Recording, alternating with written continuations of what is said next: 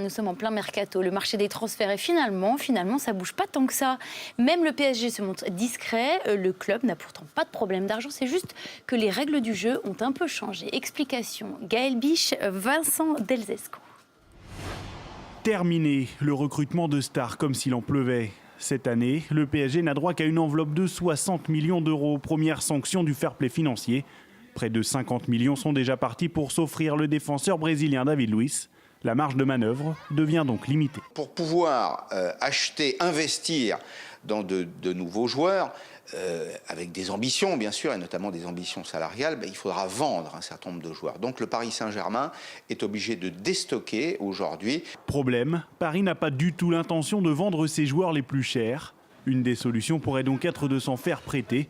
Sauf que là encore, cela coince, car la masse salariale du club ne doit pas excéder celle de la saison dernière. Une impasse qui tracasse les supporters. On se rend bien compte en fait que c'est un vrai frein pour le développement du PSG et pour les objectifs fixés par les propriétaires qui est de gagner la Ligue des Champions. Ils disent on va y arriver, on va acheter qui on veut, mais on se rend compte en fait que c'est un peu bloqué pour l'instant. On est un peu inquiet là, parce que la reprise c'est bientôt et il n'y a rien qui se profile pour l'instant. Pour l'heure, le PSG se focalise sur des joueurs plutôt modestes comme Serge Aurier, le défenseur de Toulouse, en attendant peut-être de trouver une solution et de s'offrir l'Argentin du Real Madrid, André Di Maria.